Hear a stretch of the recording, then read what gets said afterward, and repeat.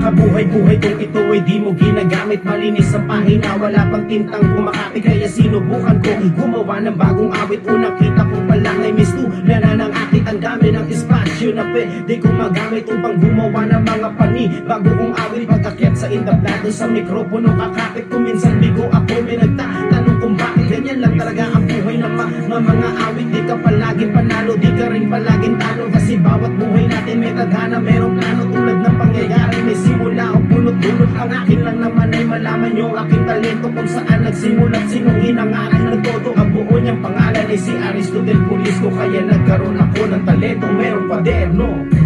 Isang bagay na kung saan ginamit ko upang makagawa ng awitin makabago sa kwaderno ay aking ginawa. Isang bagay na kung saan